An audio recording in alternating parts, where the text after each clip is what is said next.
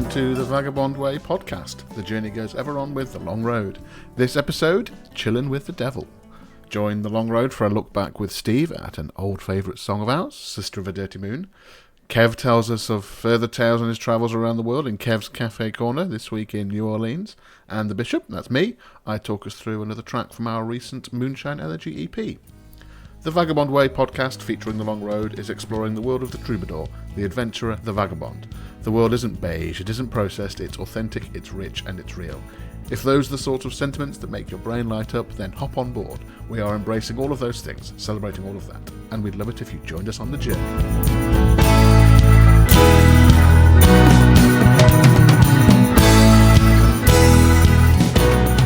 Greetings, I am Chris the Bish Leiden. Welcome. Thank you for joining us again, wherever in the world you are. Steve Bonham, the Vagabond Philosopher, and I have been thigh deep into some of our stats again recently, trying to fathom Facebook and Spotify, seemingly two essential tools for musicians these days, but seemingly endlessly mysterious. Even when you think you're starting to understand a bit of it, especially Facebook, they go and move something around or relabel something and you're kind of back to square one again. But, we're getting there.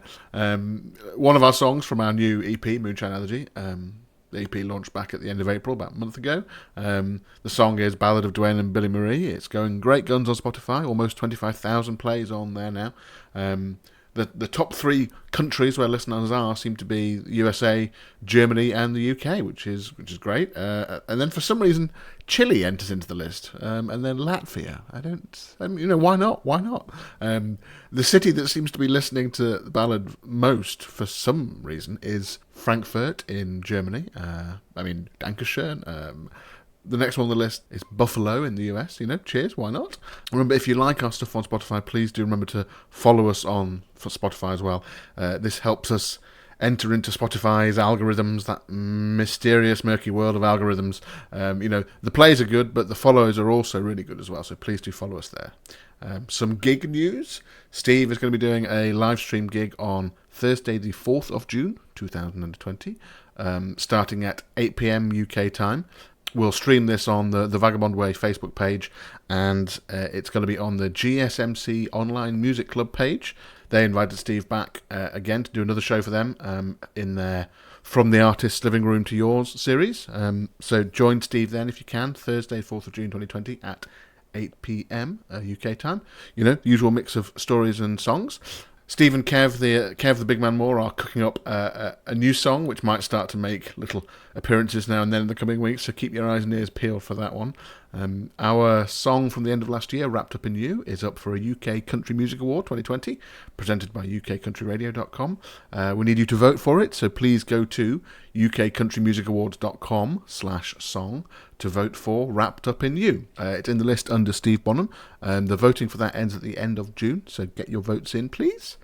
Don't forget, too, that you can help shape our journey on the Vagabond Way by supporting us on Patreon. So join us as a vagabonder through patreon.com/thevagabondway, and you'll get to help shape the journey we're on. Give us feedback on ideas for songs and sketches, get behind-the-scenes tidbits and exclusive Patreon-only gifts. Patreon is an easy way for you to be able to support the artists you love, so check it out, patreon.com/thevagabondway. There's actually a special offer on right now, which lasts for another couple of days until Sunday the 31st of May. If you sign up on Patreon before then, you'll get an exclusive patron-only gift, our lyric book from 2020, which is signed by the author, which features all the lyrics from our songs from our 2020 releases. So thank you to the Vagabonders who've already joined us on the journey on Patreon. Thank you so much. You are going to make a difference, and why not join them?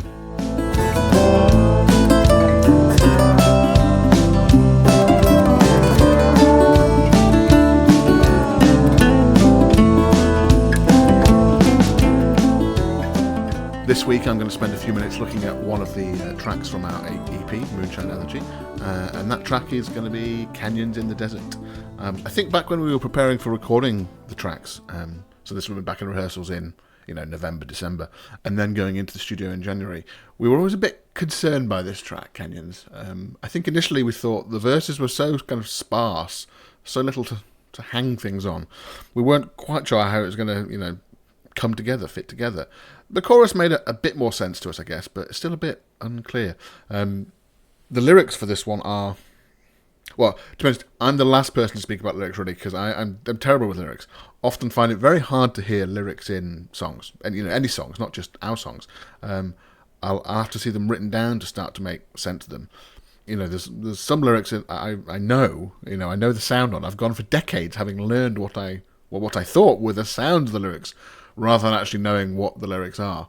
But anyway, Canyons. The lyrics of this song are abstract, I guess, metaphorical. Some of Steve's songs, they tell us, the lyrics tell a story that's okay, perhaps not linear, but you kind of get introduced to the characters and the ideas in a fairly, down the line fashion. But with Canyons, you're fairly deep in abstract ideas right from the start, and I think musically things are in keeping with that. There's lots of little bits going on that contribute to the atmosphere on this one, and there's atmosphere is the right word. There's a lot of atmosphere. This pulsing sort of bass and percussion through the verses, with quirky tinkling piano and guitar echoes and riffs. It all puts you somewhere. I mean, you may not know where exactly, but you are definitely somewhere in a place in your head. And then the chorus comes along with slightly more usual musical goings on. The drums sort of even out a bit. The chords get a bit more sort of straightforward. But the lyrics, dragons and turtles and dancing and jokers. Pretty soon things get a bit weird again. I love how the verse feels like you're sort of out in the wilderness a little, but the chorus brings you in from the elements and gets you feeling a bit better about things, but with an uncertain edge that becomes even more uncertain, more and more, perhaps even a little bit threatening as things build up in the last part of that chorus, and you escape, you break free back to the wilderness again. Freedom, but perhaps things are more on your terms in the wilderness, in the verses, and perhaps that's preferable to the slight comfort available to you in the chorus. So it's another listening session for this one, please.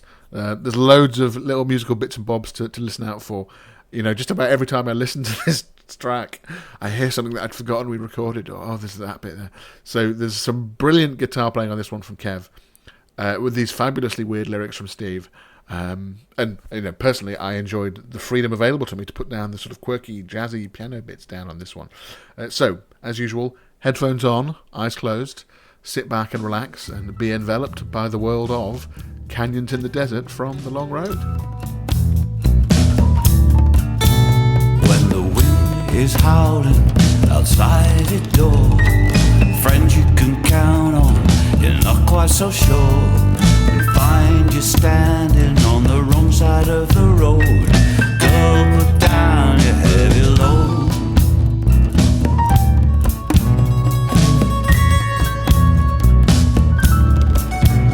When you keep on singing but you're getting it wrong, you remember the words but have forgotten the song.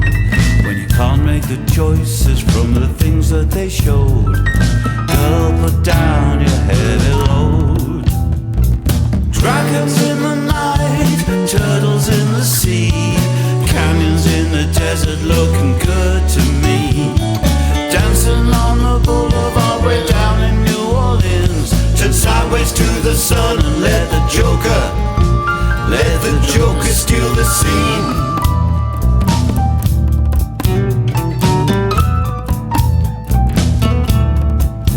When there's too much that's playing inside of your head, late night confusion going on in your bed. It's time to move out, a time to reload. Girl, put down your heavy load. Dragons in the night, turtles in the sea, canyons in the desert looking good to me. Dancing on the boulevard way down in New Orleans, turn sideways to the sun and let the Joker steal the scene.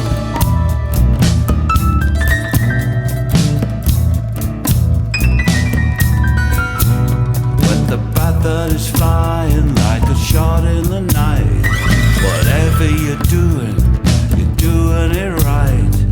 Take the love to where the deep waters flow. Girl, put down your heavy load. Dragons in the night, turtles in the sea, canyons in the desert looking good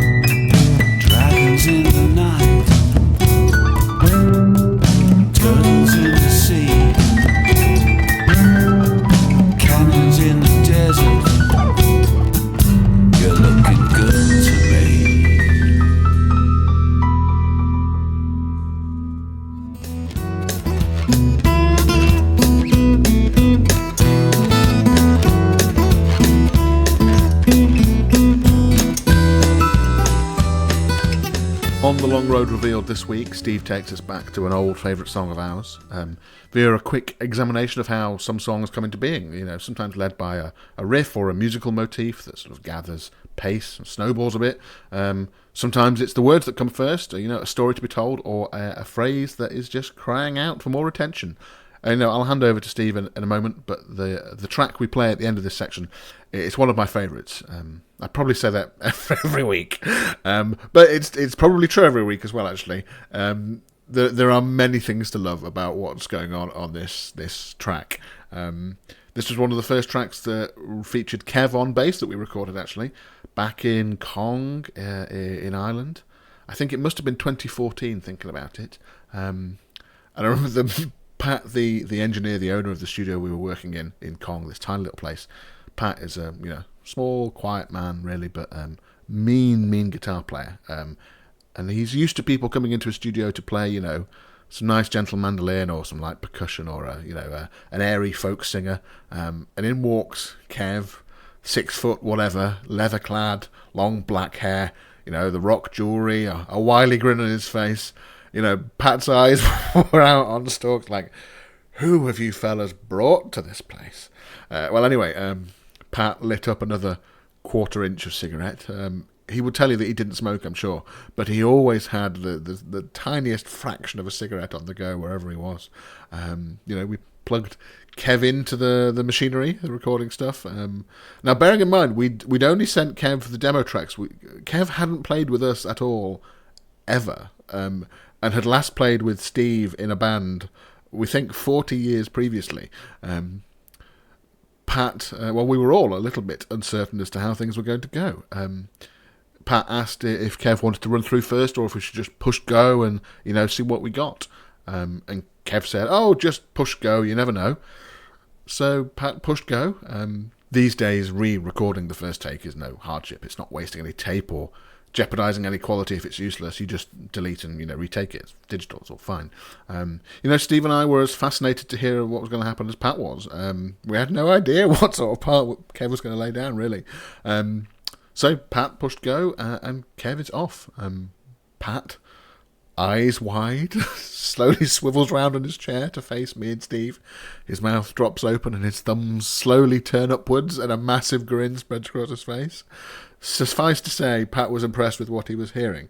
As it turns out, I think probably in just one take, Kev recorded this stonking bass part for this song. Nifty riffs, slides, harmonics, some chords. It's all in there, and it's brilliant. A tour de force for the bass. And not only is that bass part brilliant, there's some fantastic percussion playing from Jimmy Higgins on here. Awesome whistle, Stephen Doherty, and some brilliant fiddle playing from David Ducey. It's a great, summery feeling song, so please do enjoy when the time comes at the end of this segment. So for now, I'm going to hand over to Steve. I've been wondering once again, on the topic of writing songs, there's been quite a lot of stuff on the social media and of people, these nutters like myself, who consider it a way to spend their time. How do they start?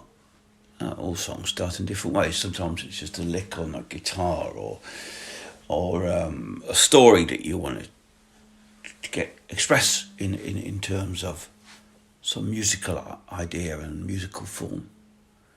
And then other times it's a phrase that just pops into your head out of some primordial compositional soup that's been festering and bubbling away in your subconscious.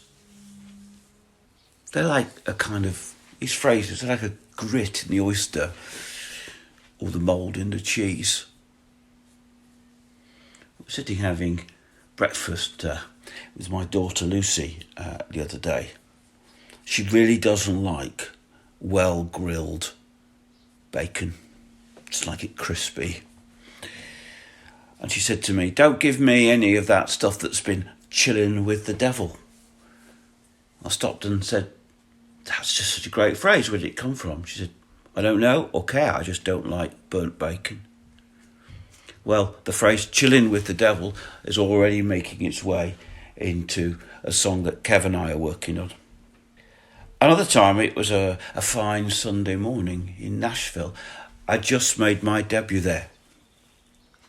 I was on my own, and I just had one of those insane American motel breakfasts. I love them, really. It's a terrible confession. I shouldn't do. Environmentally, they are just off the planet. They take packaging to the level of high art.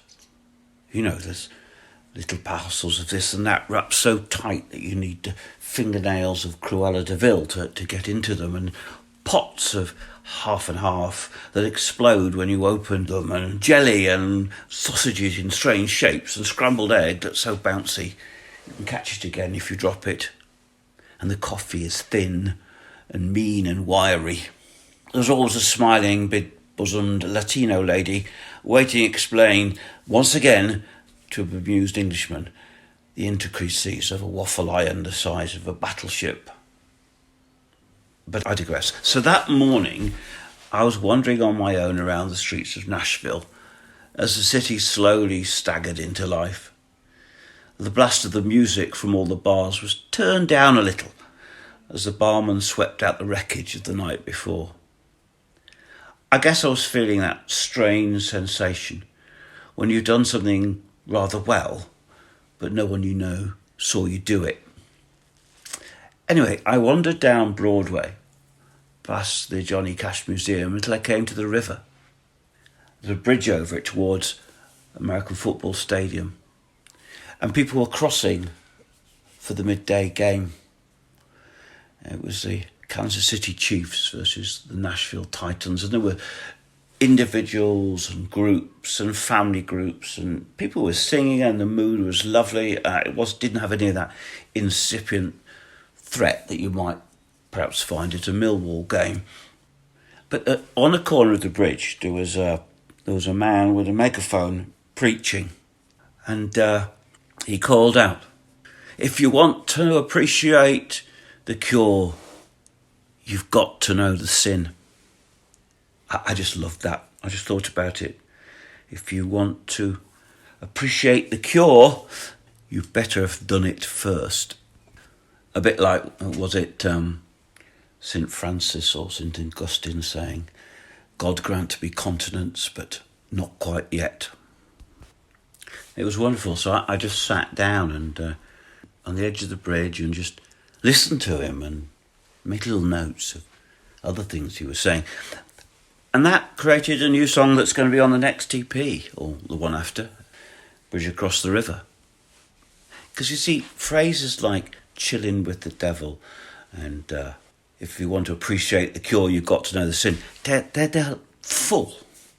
They're redolent, they're resonant, there's stuff in them. You say them to yourself, in your head, all sorts of ghosts and thoughts arise, and you can make up entire stories just from those. Something special and magic about them. Another phrase that just came out of nowhere was "sister of a dirty moon."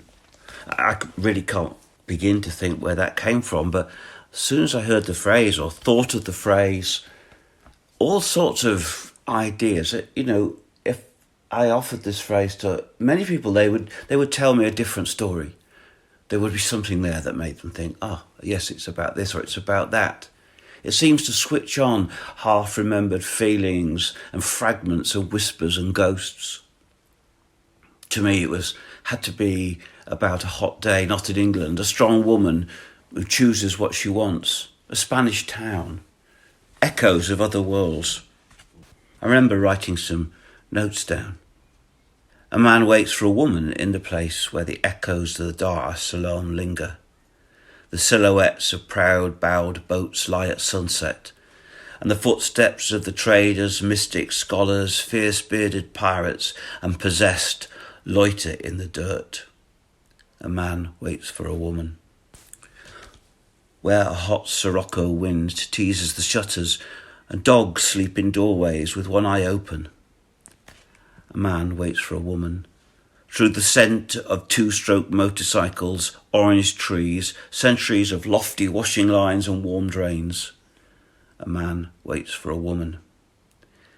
As the honking, rickety rat foot dance day eases to a muttering susurrus, and then ebbs into a sleepy doze, so a man waits for a woman.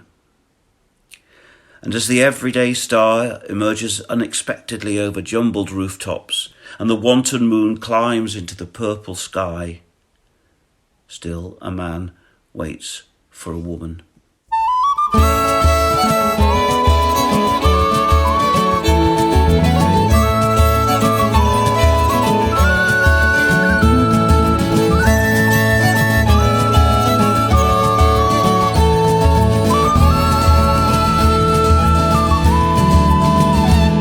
He was a man with a hat on the up escalator when she passed him going down.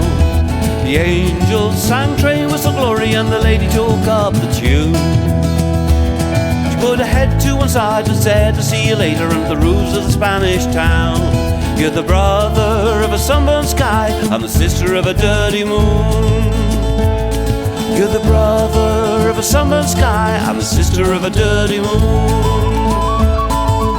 In the old quarter under eucalyptus trees, trying to keep it cool, chewing sunflower seeds, sipping on a jar of wine, waiting for a fall. She said she'd see him later by the Moorish wall.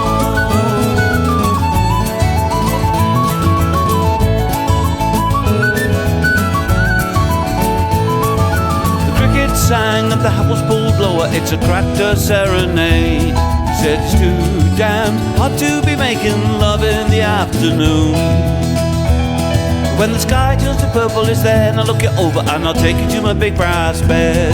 You're the brother of a summer sky, I'm the sister of a dirty moon. You're the brother of a summer sky, I'm the sister of a dirty moon. In the old quarter under eucalyptus trees, trying to keep it cool, chewing sunflower seeds, sipping on a jar of wine, waiting for a fall. Said she'd see him later by the Moorish wall.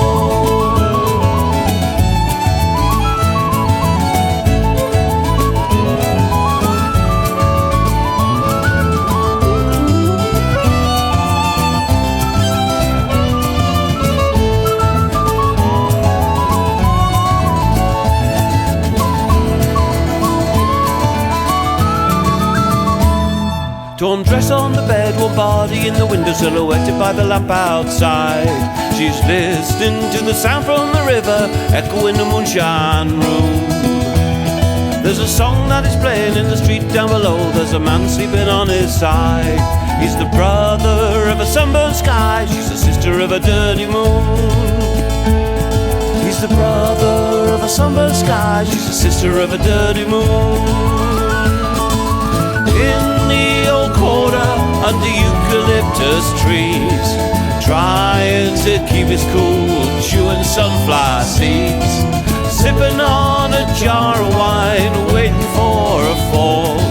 Said she'd see him later by the Moorish wall. He was a man with a hat,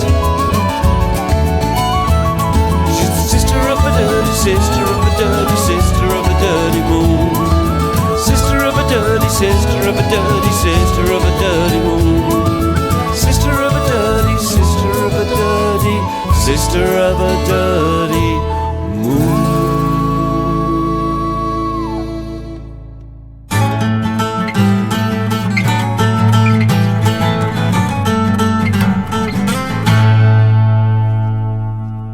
Hello again and welcome to Kev's Café Corner, which only just made it to you today due to technical difficulties, which I won't bore you with, but here I am. And today we're going to head down to the Big Easy, to New Orleans, one of my favourite cities in the world, as I'm sure you won't be surprised to learn. And I spent quite some time down there back in, I think it was 2010. And one of my favourite cafes is a place called the Café Beignet on Bourbon Street. Now, it's well named, the clue's in the title. They serve the best, most mouth-watering beignet on the planet. and it's in a beautiful, beautiful part of the French Quarter. And it's got a beautiful kind of terrace with all the wrought iron tables and a fountain and these amazing statues which are all about the preservation of the incredible musical history of New Orleans.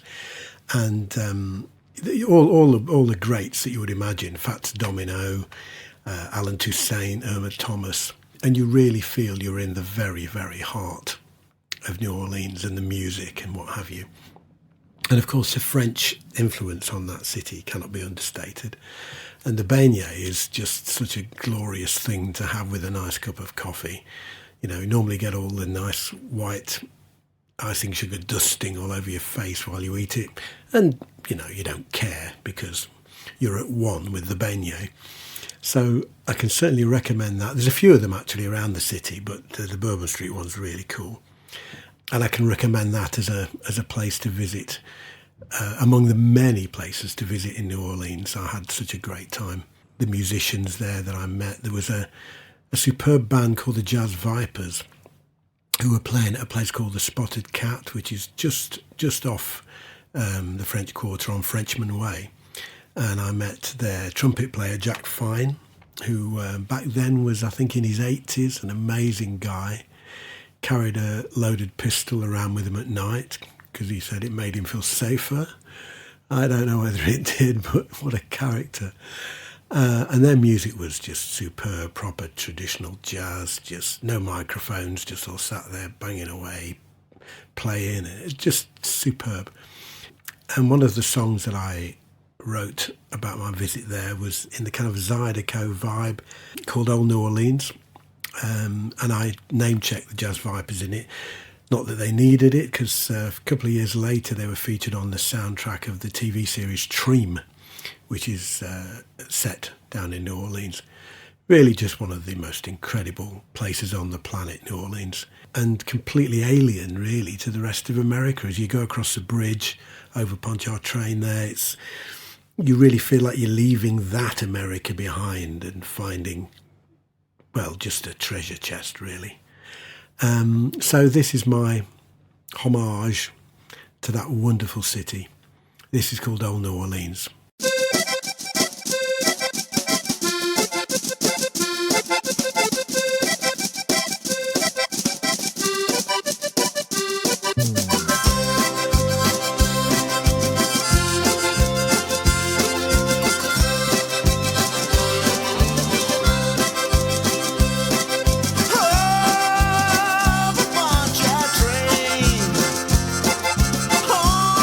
Home to New Orleans.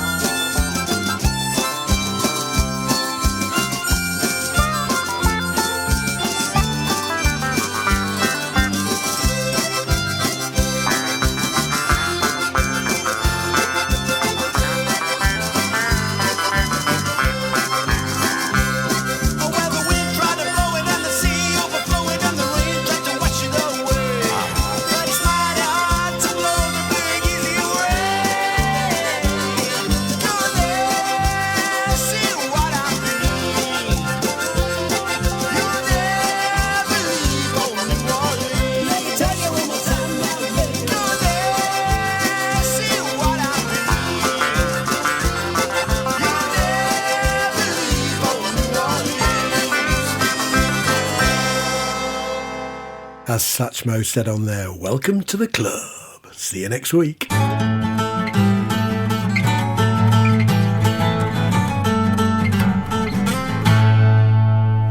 in my travels over the years, I've actually never made it to New Orleans, but it is definitely on the list for musical reasons and gustatorial reasons, I think. Two of the main reasons for being alive, as far as I can see. They're so high up the priority list in New Orleans, I simply must attend. Music and food.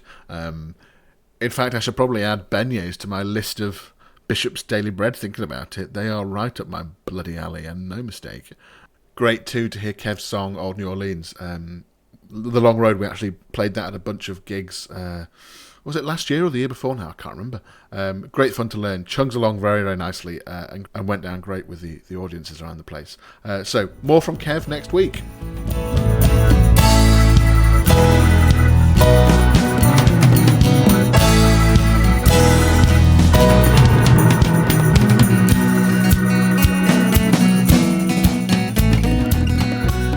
My updates for the Bishop's Daily Bread this week are a bit sparse, I guess. I think I mentioned last time about the urgent medical need I had for some homemade sausage rolls. Well, that urgent medical need reared its head again this week.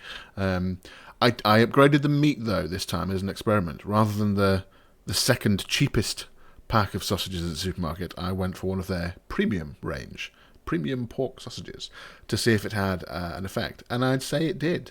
Whilst it was much easier to get the meat out of these premium sausage skins, the resultant sausage rolls were actually a bit too proper, a bit too sausagey. The meat was really firm and dense, and actually I want it a bit more cheap and filthy than that.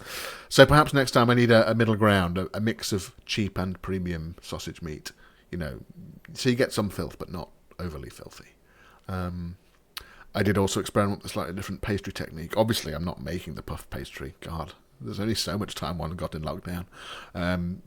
This time I tried wrapping the meat in a tube of pastry rather than my first batch, which was a sort of folded over and pressed down with a fork effort.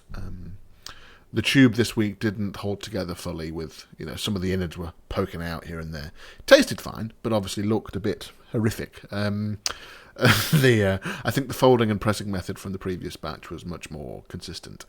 And, quite by accident, you understand, you have slightly more pastry to chow down on. Oops. Beloved listeners, fear not. I haven't forgotten about my English muffins idea. They're still on the list, and hopefully this week I will get to them. I have accidentally found great comfort during these times of lockdown in a childhood favourite. And in fact, let's not beat around the bush here, an adult favourite as well. Millionaire's Shortbread. I can't actually recall if I've mentioned it on here or not before. I've been telling anyone that will listen, to be quite honest, about my discovery of making this in the last couple of weeks. It's a layer of shortbread, a layer of caramel, and then topped with chocolate. Had it loads, grew up eating it as a child. It's just heaven. And actually very straightforward to make. It does take a little while as you need to wait for things to melt or cool or set or whatever, but it's well worth it. I use a mixture of Mary Berry's chocolate caramel shortbread recipe and James Morton's Millionaire Shortbread recipe, and I think I found a good balance this week. Use a square tin. I think it's probably 8 inches square, something like that. I actually use 1.5 times the amount of shortbread that Mary recommends. But make it with butter, as per James's recipe. And then a slight favour towards Mary's caramel recipe. It's essentially the same as James's, but again with butter, and I add a pinch of salt, so you get sort of a salted caramel layer. And then Mary is absolutely right. You do not need 200 grams of chocolate on this at all. This week I tried 150 grams or so, and even that was too much, so I think 100 grams would be plenty. I used a blend of milk and dark this week. Good taste. The texture's not quite right, though. Perhaps I needed better quality milk chocolate, not sure. The chocolate layer is still sort of quite soft, even after it's, set fully. But quite honestly, who cares? It's bloody delicious. It lasts for a while, and for me at least, it automatically rations itself as it's so deliciously sweet. You can't really eat more than a square a day. Works out pretty well. Next week we'll be back to the bread, I'm sure.